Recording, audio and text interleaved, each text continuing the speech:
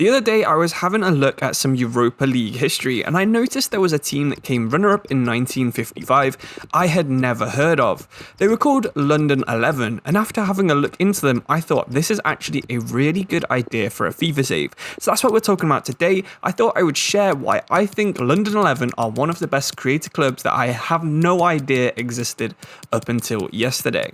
You might be wondering, what is London 11 and why did they exist?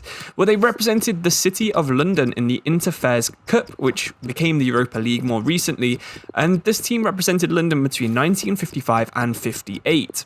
It was because only one club was allowed for each city, and with so many clubs in London, they couldn't agree on which team was going to represent them. For example, Birmingham City represented the entirety of Birmingham, Inter Milan represented the entirety of Milan, and Lausanne-Sport represented Lausanne in Switzerland. Basel and Frankfurt also had combined teams, but Barcelona single-handedly represented their city. Some of the clubs represented by London 11 included Arsenal, Chelsea, Fulham, Millwall, QPR, Tottenham and West Ham. So these are some pretty big clubs and some pretty big amounts of talent if the same thing was made these days. And that's exactly what I'm going to suggest you do on FIFA 22. If you want to do this on FIFA 23 as well, I'm sure the exact same thing works. So what you're going to need to do is create London 11 on Creator Club mode. You don't have to do it this way, you can just take over another club from London and try and represent them that way, but I prefer to recreate the team on Create a Club. You should give them a fairly big budget, but give them quite a bad squad. But if you want a harder challenge, why not pick a city that has another few good teams?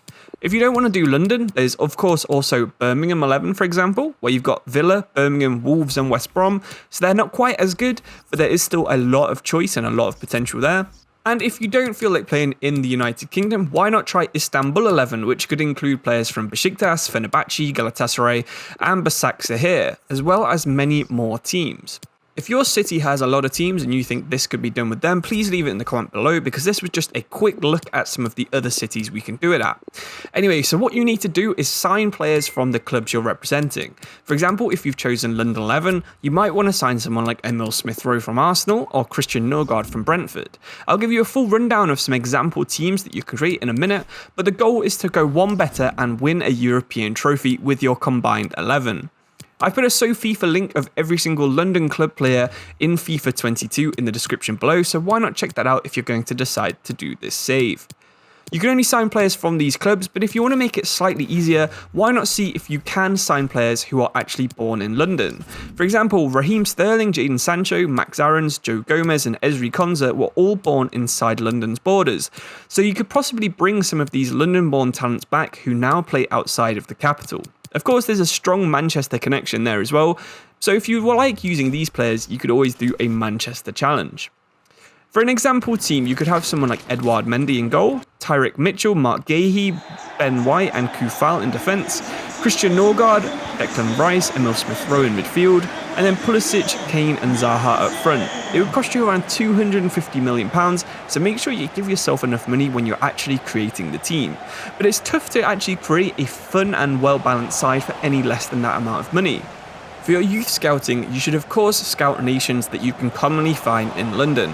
England, of course, is the most common nationality of people from London, but you've also got a lot of Indians, Nigerians, Italians and Frenchmen who are also very common nationalities to find in the capital city.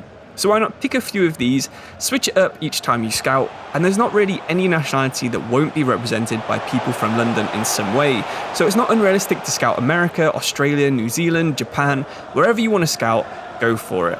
For bonus challenges, why don't you try and bring up a city that doesn't quite have the ability of somewhere like Istanbul, Birmingham or London.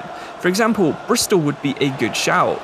You've got Bristol Rovers and Bristol City who both have huge potentials, with Bristol having quite a big population, but they haven't actually had any club reach the Premier League since 1980 when Bristol City last played in the Premier League. Sheffield is another good shout in my opinion. They've got the oldest club in the world, so why not recreate Sheffield FC and make them only sign players from the likes of Sheffield United and Sheffield Wednesday. Hopefully you do decide to give this save a go, because there are actually an incredible amount of different players you can use.